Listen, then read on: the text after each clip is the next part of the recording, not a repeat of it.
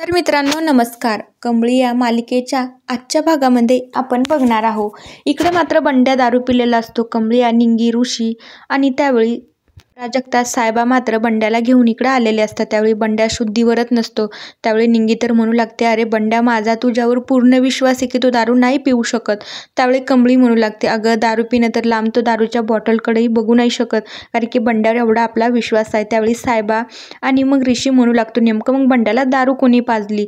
आणि मग तेवढ्याच वेळामध्ये बंड्या मात्र काहीतरी खुणावून सांगत असते की यांनी मला दारू पाजली. आणि त्यावेळी मग निंगी तर म्हणू लागते, आता तर ना मी त्यांना सोडणारच नाही. त्यावेळी साहेबा म्हणू लागतो, जे आता झालंय ना ते आता विसरून जा, आपण पार्टीमध्ये जाणं हे गरजेचं आहे.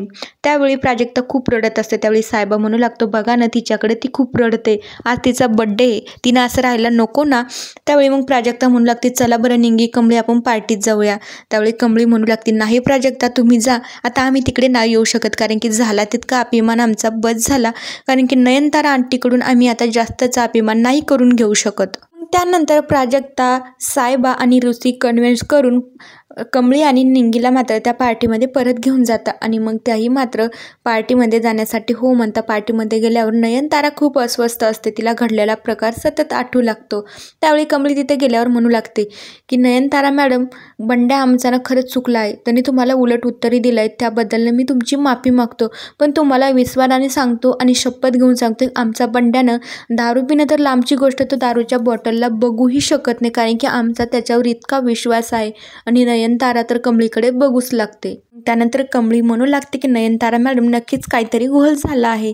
त्यावेळी इकडं अनिका तिच्या फ्रेंड ते मास्क लावून इकडं मस्तपैकी जेवण करत असतात. त्यावेळी अनिका म्हणू लागते, अगं बावळट मुली, काय म्हणते घोळ झाला आहे, सगळा घोळ तर मीच केला आहे. आणि मग त्या मस्तपैकी हसत हसत जे काही त्या खात असतात. त्यावेळी कमळी म्हणू लागते की नयनतारा मॅडम, जे झालं ना ते आता विसरून जाऊ, पण आता प्राजक्ताचा बड्डे आहे ना, तिचा तो केक कापण्याचा कार्यक्रम वेळेतच व्हायला हवा.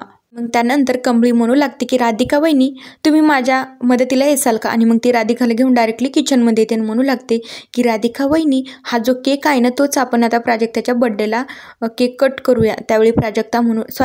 त्यावेळी राधिका म्हणू लागते, अगं कमळी, आईंना जर माहीत झालं हा केक मी बनवला, आईला हे अजिबात आवडणार नाही ना.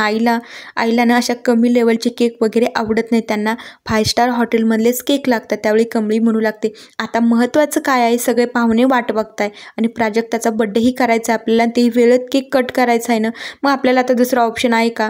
आणि नयनतारा मॅडमला जसं आवडतं आहे ना तसंच आपण 5 स्टार सारखा केक सजूयात की.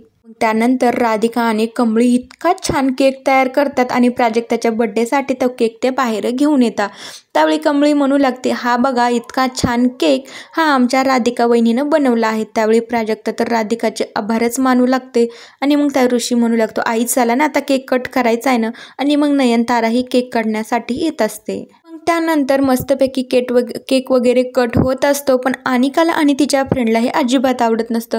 दुसरीकडे बंड्या मात्र कमळी आणि निंगीचे त्यांची माफी मागू लागतो. म्हणू लागतो, खरं ना हे सगळं तुम्हाला ना माझ्यामुळेच बघायला मिळालं आहे. त्यावेळी कमळी म्हणू लागते, अरे बंड्या, तू लक्षात घेऊन सांगणार आहे, तुला नेमकी दारू कोणी पाजली होती. मग त्यावेळी कमळी म्हणू लागते, अरे बंड्या, डोक्याला जसा ताण दे आणि आठव ना, आपल्याला आता ना बुडाशी जाऊन खरं जे काय आहे ना ते आपल्याला शोधून काढायचं आहे. त्यावेळी कमळी आणि निंगी म्हणू लागते, अरे बंड्या, आमचा तर तुझ्यावर पूर्ण विश्वास आहे, तू हे दारू वगैरे पिऊ शकत नाही. त्यावेळी बंड्या रडतच म्हणू लागतं, अरे कमळी, निंगी, आता मी कसं सांगू तुम्हाला, माझ्या हातून एक काय घडले आणि याची शिक्षा तुम्हाला भोगावी लागली. तुम्हाला नयनतारा मॅडम काय काय नसन बोलल्या रे तिथे, मला तर ना हे आठवणच सहन होत नाही. आणि तुम्ही तर त्यांचे बोलणं तिथं ऐकलं आहे. त्यावेळी निंगी म्हणू लागते, बंड्या, तू ना लक्षात आण, तुला कोणी दारू पाजली, तू कुणाला भेटलाय, काय काय झालं, सगळं डोक्याला ताण देऊन थोडंसं लक्षात घे. त्यावेळी इथं ना शहरातली लोकांना खूप वेगळी असतात रे, आपल्या गावासारखी लोकं नसतात तिकडे. त्यानंतर मग बंड्या आठवून सगळं काही सांगू लागतो की मी भेटलो होतो. त्यानंतर अनिका म्हणू लागली की आम्हाला तर इन्व्हिटेशन दिलं नाही, निंगी आणि कमळी तिकडं पार्टीत गेल्या आहेत, त्यामुळे आपण इथंच पार्टी करूया. आणि मग त्यानंतर अनिकाने त्याला कोल्ड्रिंक दिलं आणि त्यानंतर त्याला काय झाले त्याला कळालंच नाही. बंड्या असं कमळी आणि निंगीला सांगू लागतो. आणि मग त्यानंतर कमळी म्हणू लागते की म्हणजे हे सगळा प्रकार घडून आणलाय म्हणजे त्या अनिकाने तिला काहीतरी बदला घ्यायचा असेल म्हणून तिने हे सगळे केले, पण आता तिला सोडायचंच नाही, तिला तिची जागा दाखवून द्यायचीच. पण त्यावेळी निंगी म्हणू लागते, अरे बंड्या हे सगळं त्या अनिकाने केले का, जाऊ दे मग ही गोष्ट इथेच विसरून जाई, यांच्या नादी लागायला पुरत नाही.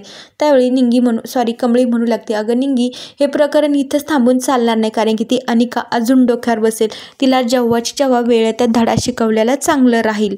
इकडे कामिनी घरी असते. तेवढ्याच वेळात राजेंना ज्या माणसाला गौरी आणि कमळीचा शोध घ्यायला सांगितलेलं असतं नेमकं त्यावेळी तो माणूस घरी येतो. त्यावेळी कामिनी म्हणू लागते, हो यानं काय झालंय, राजन आता थोड्या वेळामध्येच येऊन जाईल, पण आता मी माझी ओळख करून देते, मी राजांच्या बायकोची आई म्हणजे राजांची सासू आहे. त्यावेळी ती म्हणू लागते, हो तुमचं राजांचं आणि तुमचं सकाळी बोलणं झाले ना, काहीतरी तुम्हाला काम सांगितलं ना त्यांच्या त्या बायकोचा आणि मुलीचा शोध घ्यायचा आहे. हो ना, अगदी जीवाला घोर लागून राहिला. त्यावेळी कामिनी मात्र खूपच मस्त ॲक्टिंग करत असते. त्यावेळी कामिनी मस्तपैकी ॲक्टिंग करून म्हणू लागते, अगदी किती वर्ष झाले त्यांचा आम्ही शोध घेतोय पण आम्हाला ते काही अजून मिळालेलं नाही म्हणजे तुम्हाला काहीतरी त्यांचा मेळ लागलाय का. त्यावेळी ते सांगू लागतं, हो मी टीम पाठवली आहे, काही दिवसामध्ये ते आम्हाला नक्कीच सापडतील. आता त्यावेळी कामिनी म्हणू लागते, हो किती काय झालं तरी माझ्या त्या राजांची ती पहिली बायको आहे आणि त्याची ती मुलगी म्हणजेच काही जरी झालं तीही माझी अनिकासारखीच नात आहे ना, म्हणून मला त्यांची काळजी वाटते. त्यानंतर तो जात असतो पण कामिनी मात्र त्याला घरामध्ये यायला सांगते आणि मग थोड्याच वेळात वर जाऊन त्याला बसून पैसे आणायला जाते. म्हणू लागते की हे घ्या पैसे, तुम्ही आमच्यासाठी एवढे गावाकडे जाऊन शोध घेता म्हणल्यावर तुम्हाला पैसे द्यायला नको का.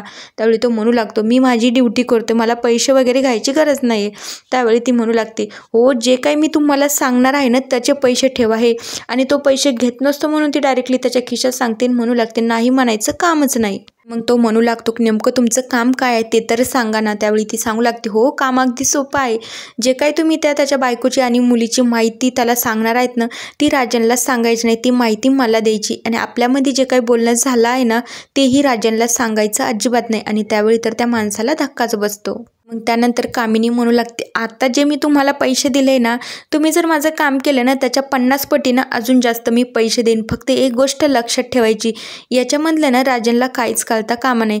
किती काही जरी केले ना विचार करून सांगा मला, कारण की प्रत्येकाला परपंच असतो, प्रत्येकाला घरदार, प्रत्येकाला बायको मुलं नातेवाईक सगळंच असतं आणि त्याला कुठे कुठे तोंड द्यावं लागत नाही. मग त्यानंतर कामिनी म्हणू लागते, हो असं कसं, या गोष्टीची गरज लागतेच हो, मुलं बाला आहे, उद्या त्यांचं शिक्षण वगैरे सगळ्या गोष्टी आहेत ना. आणि मग त्यावेळी तो माणूसही राजी होतो आणि तिथनं निघून जातो. त्यावेळी कामिनी म्हणू लागते, आता बघ राजन, तुझी बायको आणि तुझी मुलगी तुझ्यापर्यंत कशी पोहोचते मीही बघते. कामिनीचा डाव म्हणजे वरमावर घाव, तिची ती नेहमीसारखी ती ॲक्टिंग करते.